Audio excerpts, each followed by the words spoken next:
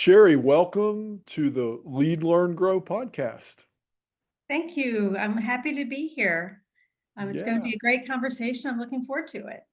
yeah, likewise. Well, folks, I've introduced Dr. Sherri Mylott. I've given you all of her impressive credentials, but we want to start out, Sherri, by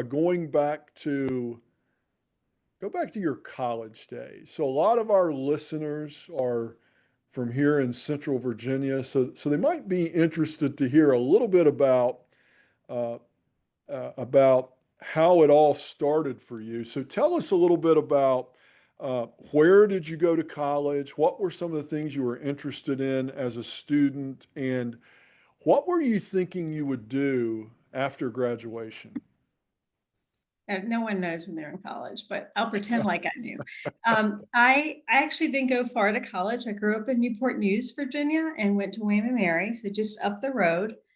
And I majored in government. And I went to William and Mary because of its really liberal arts education. I wanted to speak and learn how to learn and write. And I really felt that institution would give me that good basis, and it did. I was a government major, and to my point of not knowing what you're going to do when you're in college, which is perfectly okay.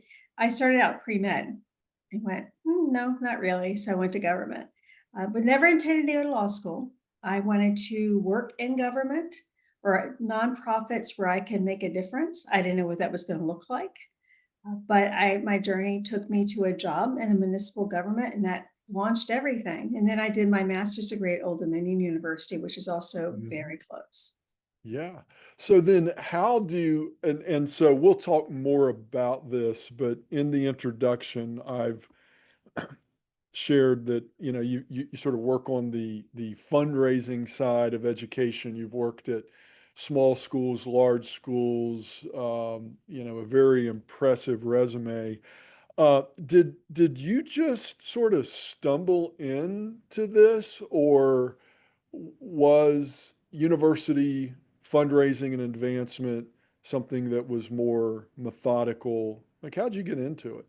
I don't think anybody does anything but stumble into it until recently, where now there are programs that are fundraising programs through education in college, brand new, really. But I started, as I said, in a municipal government, and I was working in parks and recreation and just doing events, big events, but events. The College of William and Mary was getting ready to celebrate its 300th anniversary, and they needed someone that had good special event experience, being an alum. They brought me in, and that was the linkage, was doing the events in the municipal government and bringing me in to do events into advancement and alumni relations. And that just started 30 years of a career in advancement. So what was your first, so was your first role in advancement? It was at William and Mary. That's correct. I was an Yeah. assistant director of alumni. Yeah. And so you have gone, so you've worked at how many different colleges and universities over the years? I bet you don't even know. You don't want me to count now, but it's been 7, I think. Since Yeah, so all different, different parts of the country. I know you were at Virginia Tech, and again, the folks have heard this, but it's really interesting.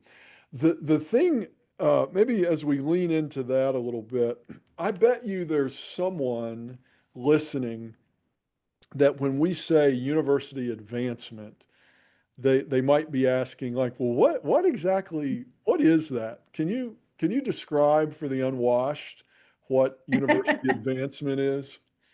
Absolutely. So at bottom line, advancement overall means advancing the university, primarily external to the university. So you're developing relationships. A lot of people consider advancement to be really fundraising for the institution or resource gathering and alumni relations. I've always looked at advancement as truly being advancing the institution. It's that and. But really, what we do is find people who have a passion and help them connect with a purpose, so that Yeah. you have the passion. You may develop that passion through relationships. And at the end of the day, it's relationships. You might develop that passion and get them connected to fundraising, because every institution needs that. And that's, at the end of the day, that's what matters and can be measured. But that connecting that passion to purpose is what we do in advancement, very mission based. Yes, we can measure numerically, but we are really about relationship building and advancing, through external partnerships in many ways.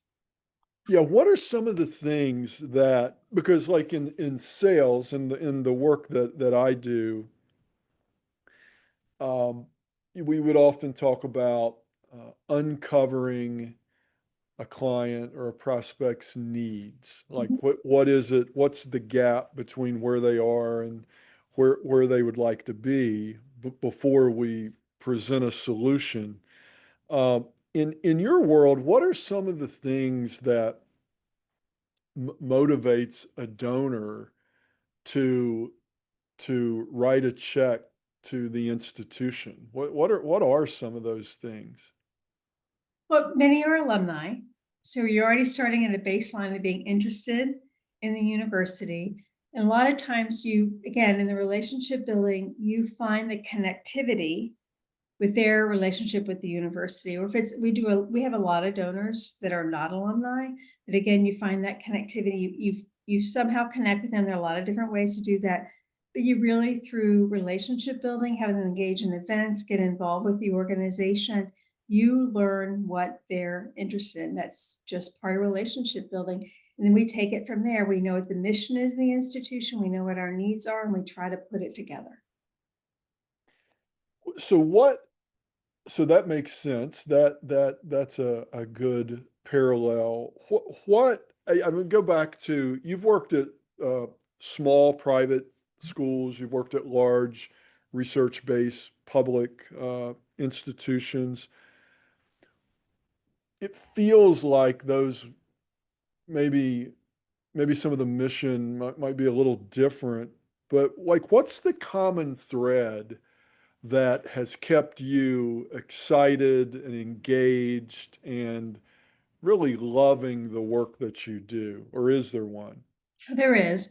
I The higher education matters deeply for me. I mean, I've been through 3 degrees, but so it matters to me personally, matters in our family. But the bottom line, providing those opportunities, whether it's the institution where I am now, where they're very highly ranked in social mobility, so students are really moving up and their opportunities in the world. The transformational opportunities, no matter what the student's background, is really what matters to me. And seeing those minds light up, and then seeing what the universities can also do in their communities that helps bring that into the institution. So having that opportunity to really help create through fundraising and different types of relationships something that matters. At the end of the day, it's about the students. What can we bring to the students? And So if that matters deeply to me. It always has. Yeah, and so if someone listening says, I had a great college experience at whatever college I went to, but I haven't really connected as an alumni. I would like to participate. I would like to be involved. I would like to reestablish that connection through some form or fashion. Like, what's the best way for them to do that? Attend an event, be part of the university. And then it's on us to find that event or that podcast or that opportunity that's going to interest you and draw you in. So we can't just do the same thing all the time. We have to find the things that are going to engage you. There are other ways to build a relationship, just like any business would. And we have some business orientation, of course. You might find the people that are going to be the best people to build a relationship. So we may go out and seek them Mhm. based on all kinds of indicators, but bringing them in through opportunities to be engaged. And then we go find them where we think there might be this connectivity, even if they have no existing relationship besides being a member of the community or an alumnus, faculty member, whatever it is, they might not have the deep, passionate connectivity, and we'll go help develop that. One of the things that I hear about, and I would just say probably not, this is probably more, I think it's anecdotal, but maybe it's more than that. But it seems like in the world today, the value of college is some folks perceive it as less than it was, let's say 20 years ago. And you start to hear things like, young people, they learn on YouTube and they're self-directed learners. And then the entire AI stream, which puts, all of the information, most of it accurate, at your fingertips. And so, in your world, is that something like at conferences and amongst the industry, the thought leaders, is that something folks are talking about? And is there any relevance to that at all? There's deep relevance, and we talk about it all the time. Whether you're a higher education scholar, you're talking to your peers, this is a consistent conversation. But I'll go back to alumni. We have a base, prospective base that's different from a business in that we already own them in many ways because they went to school with us. So we have an immediate connectivity. We know hopefully where they are. We have a database. They're individuals that have a degree who tend to still think, believe that that degree was valuable to them. So we start off there with our alumni, generally speaking. When it comes to funding from outside foundations and corporations or bringing people in, the parents convincing them that higher education is still important and not just bringing students in for enrollment, the bread and butter for what 95% of the institution in the country. We talk about what will this do in the future? If your career as a young adult is going to change, what, 7, 8 times? I mean, I'm not just talking about jobs, but your job, you'll have to change industries or jobs completely, not just being whatever time and time again, like I've been able to do. If you don't learn how to learn, if you don't leave with a basic skill set, then you've really put yourself at a disadvantage. Public speaking, writing, just the opportunity to understand and want to learn, that's what college does. And I can't speak for the people who don't go to college, but we're always marketing the fact and through storytelling what the impact of a college education is. So yes, there's a lot of things that out politically, there are a lot of things, and again, that can affect our fundraising out externally to some extent, but with our alumni, they get it, and the parents start to understand this opens possibilities for my students. So when their job, one of my sons right this minute, while he's in law school, is a paralegal. I heard that AI is going to eliminate 75% of paralegals within 5 years. Like, tell my son, you better get that degree and get out and do something different because you're not going to have a job as a paralegal. But he has a liberal arts education. And I know no matter what he pursues, in or out of the law, he has the basic skill set to be successful. And that storytelling is what makes a difference. Yeah, that's good. And I think about him before we started recording, we were catching up on some personal things. And I think about, I had shared that my son was at UPenn in law school. And I'm sure the education he's getting at UPenn is a wonderful education. I'm sure it's world class.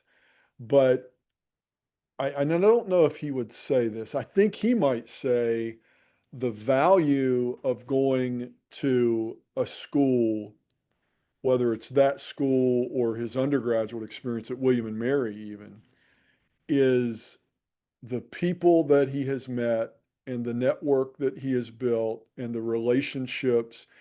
And that's different than gathering information from, a YouTube video or some online education. And look, there's great reasons for everything.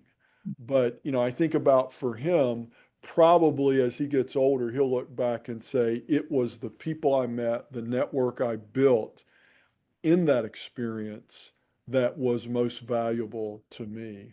And I think that's a thing that it's easy to overlook. Um, so tell me, I'm guessing that I want to think about, because I know the folks that are listening are, in different roles, and there's some young, upwardly mobile professionals. And one of the things we talk a lot about on here and then in some of the work I do is mentoring and role models and those kinds of things.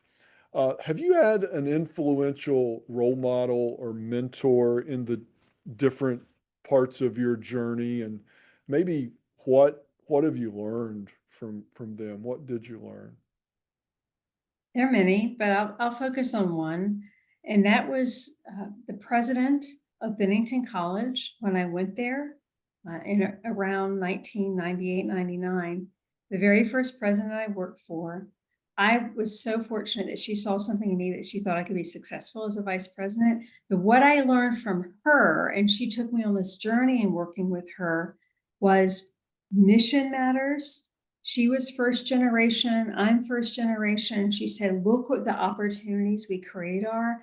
This is our mission. Let's be passionate about our mission, really believe it, and be authentic in it. That's where you find your energy and your opportunity to do the job. So, really following her and learning from her about how she reflected her passion and her work was deeply important to me. Mm. She's still connected with me. She retired a long time ago, but I deeply appreciate her career and what she gave me. Yeah, and I think if you're a leader listening to this and you're in a formal leadership role, I mean, one of, I think about as you're speaking about her, um, how much, like, if she could hear those words, and I'm sure she's heard them many times, but how how much it, builds her life and makes what she does meaningful. And so I think this idea of mentoring is a two-way street. And certainly the young people that we encourage and we help and we show, help them navigate the path, they benefit. But I think sometimes the mentor benefits even more. So I love hearing that. So let's talk about this whole. I'm really interested in, and I haven't done a ton of work in the nonprofit space, but I've done some. And I think when we first met, we were. I was working with Paul at Claremont McKenna, and we had a wonderful dinner one evening. And by the way, this is a rabbit hole, but folks will find this interesting.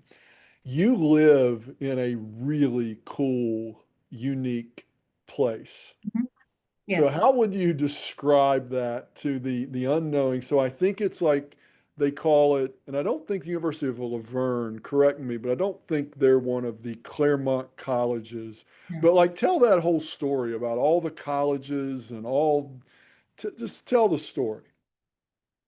Well, my husband and I came to California because of the job at the University of La Verne. University of La Verne is nowhere in the same educational sphere, the type of education as a Claremont colleges. There are 4 or 5 of them. They're all located in Claremont, California, which is where we lived for quite a while. They're far more elite. They're extremely liberal arts focused. They're very well resourced. Their alumni support their institutions far more than anybody at the University of La Verne. And they have national, if not international, reputations. It is all beautiful. They do not serve as many underrepresented communities as we do at the university. The social mobility index that we are so proud of where I am is a big part of what we're doing for students. That's a U.S. News and World Report new ranking for higher education. Mm, But the Claremont colleges are amazing in their consortium and the resources they bring to each other. University of La Verne is also in very East LA County, but we're just very different because of the students we serve and the students we reach out to and what we bring to the community. So there's a very deep distinction and actually not a whole lot of partnership between the two of us. As much as we'd like to find it, there's not a lot of yeah, kindred needs between yeah. the institutions. Yeah, it's a really interesting part of the world where you're walking down this street and here's, College A, and oh wait, I cross the street and here's College B, and then behind it's a very sort of a New Englandy kind of a feel to the little town. Even the Yeah. street names, if I recall, it's a very unique place. You know, it's Harvard, Yale, Stanford, and there are all kinds of streets like that. And we Yeah, lived right in the middle of it when we were in yeah, Claremont. It's a very different place, but it's beautiful. It's yeah. absolutely beautiful to That's see the very, education. Yeah. yeah, it's very, very unique. So I love having gone to a state college in West Virginia that was mostly first generation college students. Um, a lot of sons and daughters of coal miners and plant workers, and I do think that that serves a real, especially maybe even more so nowadays, but a really important part of our society. And so you've got stories, and Mhm. and I wanted to learn something from you today for sure. It strikes me that people don't um, contribute and give and become a part of the community after they leave unless there are compelling reasons to do so.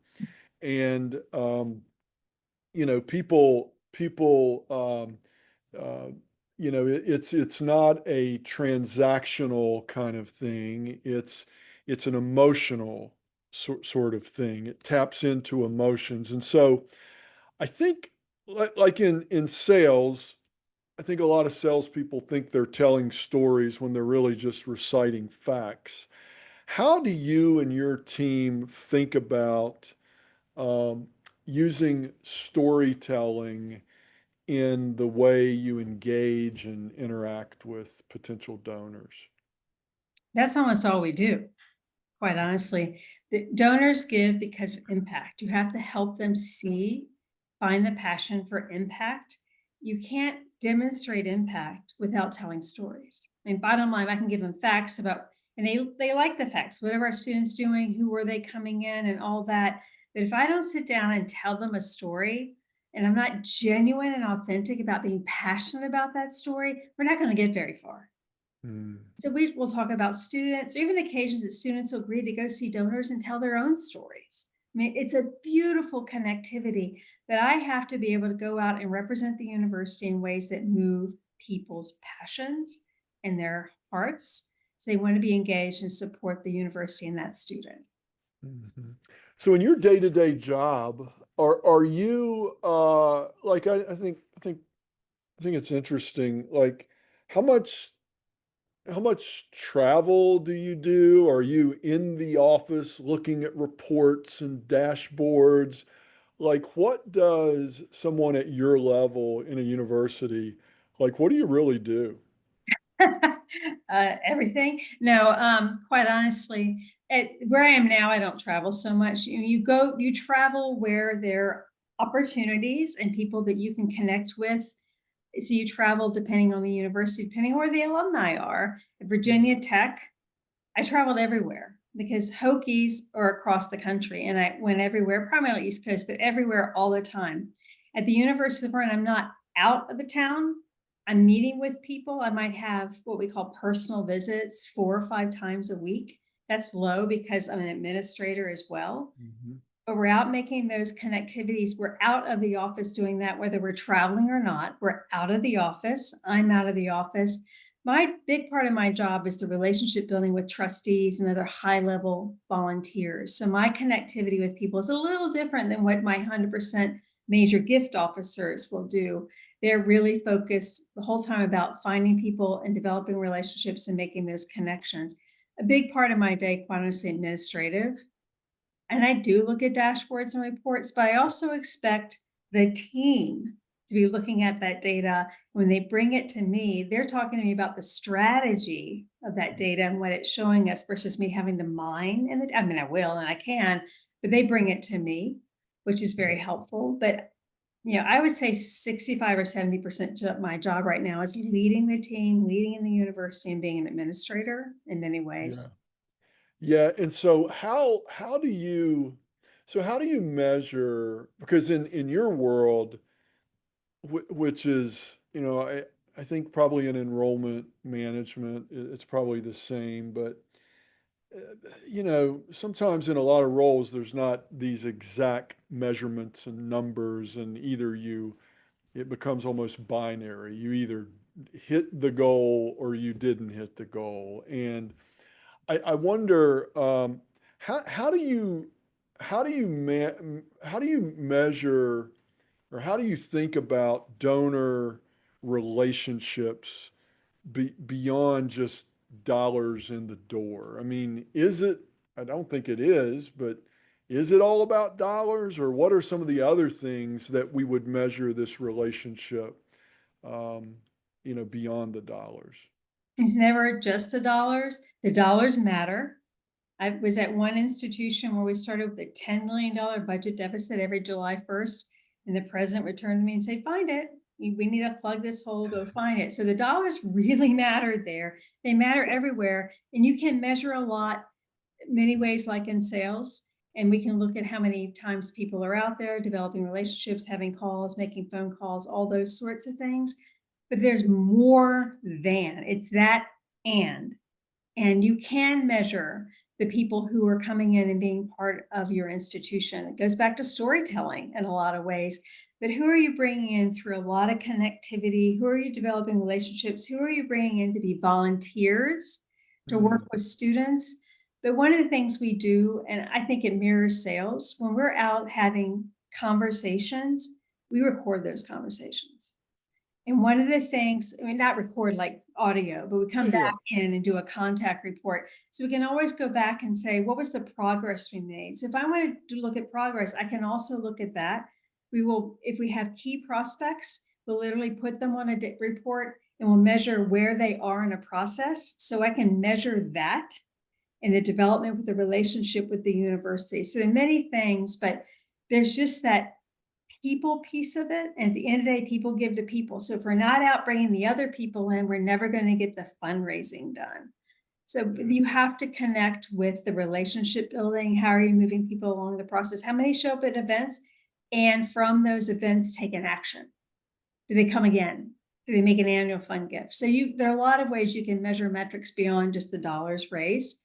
And it doesn't always come down to numbers. We're always struggling. We can do quantitative easily, but how do you talk about the qualitative? It's a continuing issue. Yeah, and for folks that may be listening that are in the nonprofit world, like I think like that's a really important distinction, because I think sometimes people in nonprofit organizations, I think one of the things they sometimes struggle with is, um, this, how do I say it? This idea that they're not in sales. And so they're actually not in sales. But they do, like, nonprofit is like a tax status. It's not a permission to be needy and desperate and grovel and, poor me. And I see some of that sometimes. And it's not an excuse not to be efficient and effective and to have goals and have metrics and to have things that we're aiming for. And of course, the end result is different, but the rigor that is required is very similar to that in, a for-profit world. What are some of the things, like if you were talking now to just someone who's like executive director of a local nonprofit. And we were thinking about what are some of the metrics. So we know about the stories and we know about the impact and we know about the mission. But what are some of the metrics, and what are some of the strategies and things that maybe they should be thinking about? In a nonprofit, except perhaps annual giving, but even that is not very transactional. There's very little that's transactional about the advancement world. Hmm. So when you're going in as a nonprofit, or you're thinking about taking your fundraising to another level, how you measure it, what you go after is the connectivity. And again, there are a lot of ways you can measure connectivity. If I were a brand new nonprofit or thinking about ramping it up, I would say, what is my connectivity and what are the stories that I'm telling? And that's the difference between transactional sales. Yes, everybody gives to people, whether buy something from people or you give to people, but where is that connection and what's the long-term relationship? So it's not just about a nonprofit going and say, okay, what can I get today? It's about what I'm going to get 10 years from now. So always play the long game. I mean, you have to Mm, pay the light bill now, but play the long game. Don't make it about this gift and this gift alone. Make it about the series of gifts and the long-term relationship you're going to build with that donor and not even donor yet, right? The alumni, the constituents that are involved with this, whether parents, community, whatever it is, look at the long game and not just the transactional game, because we're not going to get very far with transactional if we don't have a commitment. We haven't connected people to something that matters. And that is absolutely true, whether it's higher education or it's some other nonprofit. I've served on a lot of boards. It's this similar sort of thing. Long game, connect people to your mission and not make it just a one-off gift. Look at what the relationship is. It's going to take it beyond one gift.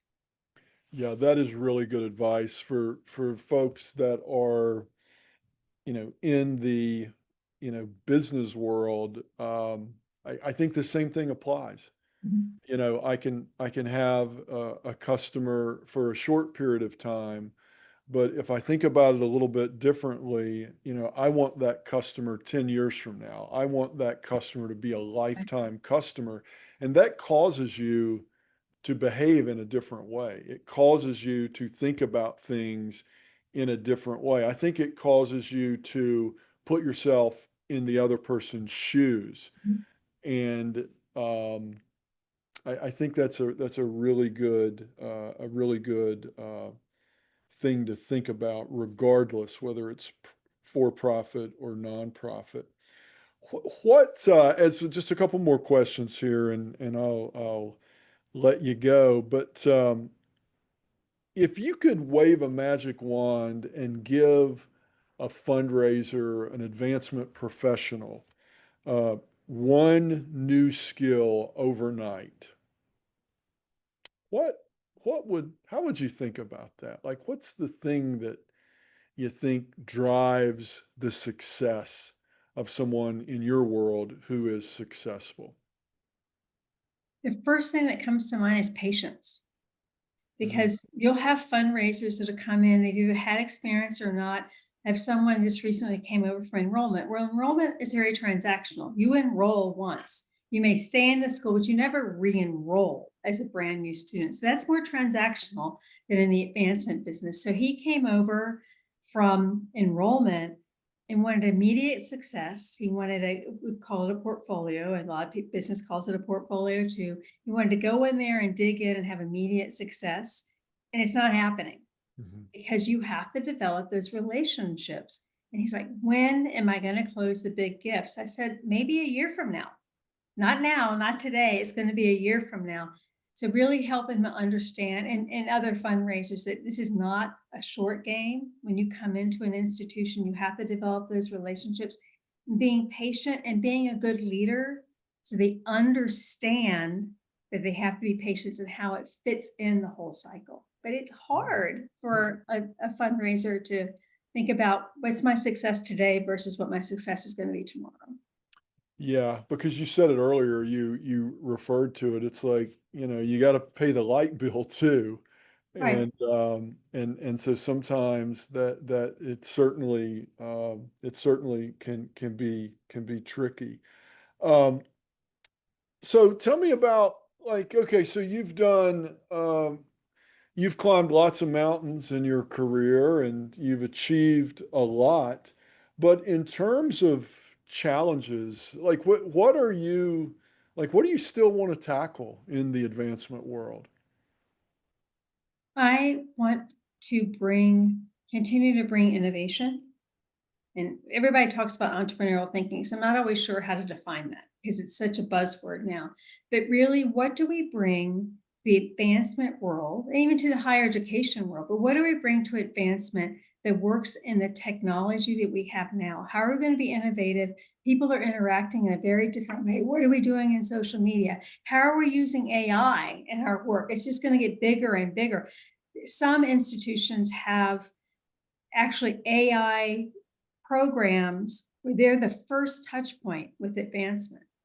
And I personally, maybe old school, I would never do that because I think people want to connect with people and they know. And they say up front, I am not a person of AI, but can answer all your questions. That's not the kind of innovation I'll ever go to because I really believe people give to people and you need to introduce yourself early on. But what do you take with the technology to make good decisions and not so great decisions? And how do you determine the in between? So that's one of my challenges now. And in working with my colleagues, that challenge there, how do you tell what the technology is going to bring you that doesn't work, or is even like garbage in because it's not applicable to what you're doing? So you don't pursue it down a path to say, this isn't going to help. So where's that innovation and how do we fit in the world and how do we bring it to our donors and prospects? Yeah, I didn't think about that until till now, but you hear, and certainly in like transactional selling, there will be lots of transactions, and there already are, that are driven entirely by AI. And I think a lot of people and I don't know if this is the case in the university advancement world, but a lot of people in the business world, not a lot, some would say that, oh, AI is going to replace salespeople. And I don't think that's even remotely accurate. But that said, I think sales professionals and business professionals who understand how to use AI will probably replace those who don't. And so, how do we mold that and meld that in a way that enhances our relationships and gives us more time, perhaps, to develop those relationships. So, Absolutely. so Sherri, before I send you out the door here and we wrap up, you've been very gracious with your time. Tell us about the University of La Verne. You've kind of tickled our fancy here a little bit about the mission and the social index, and tell us what's great about the University of La Verne. We're in an area where there's a lot of, it's not, we have a lot of ethnic diversity. Yes, we bring in a lot of people from underserved populations, but they're not all underserved. We have a lot of diversity on our campus. And for me, again, I mentioned I moved across California, over to California from the East Coast because of the mission. I believe in the mission, and the mission is to provide an inclusive education, an education that's going to matter. When necessary, not everybody needs transformation, but bring that transformational opportunity to students who need it. So we're really focused on that. And a huge part of our budget as a result goes to scholarships. And that's much of the fundraising we do. 65 million of our $150 million budget comes back to support students and university scholarships. Wow. Not all institutions will do that. It's a huge lift. The University of La Verne is committed to making sure those students get that education. We're committed to help them retain to get to the degree. You're dropping out and having a lot of student debt. We don't want that to happen. We feel a sense of responsibility to get that student to graduation and give them all the support services they need, whether it's a faculty member relationship or making sure they have the advising or the tutoring, whatever it might be. We're committed to doing that. And I think that makes us different in the higher education world. We're an institution of 5,000 students. We serve a lot of the same students that go to the California State University system, for example. But our students are in classrooms with 14 other people in them, not 1,400. I mean, that's an exaggeration, but not 1,400. Yeah. Yeah. And you've been at the University of La Verne for how long? 8 years. 8 years now. Wow. Interesting. And so what's been the biggest, this is my last question, I promise, but what's been the biggest difference like living on the East Coast versus the West Coast? But there's no snow. there's, there's that. I It's mean, the different. weather, Yeah, one of the biggest differences is the weather, in that you can do things very differently during the course of the whole year and you're not out doing that. But there's also culturally, it's just different how you approach your work. It's culturally how you run your day after day. It's some people say it's more relaxed, and it is relaxed compared to, suits and things on the East Coast. I have so many suits that I never touch anymore.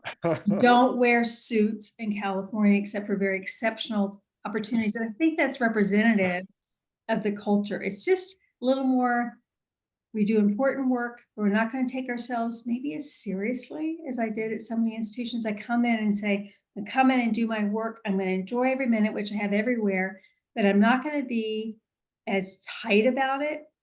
Successful, yes, but as tight about as some of the institutions where I worked in the Northeast. I'm not speaking negatively, it's just different.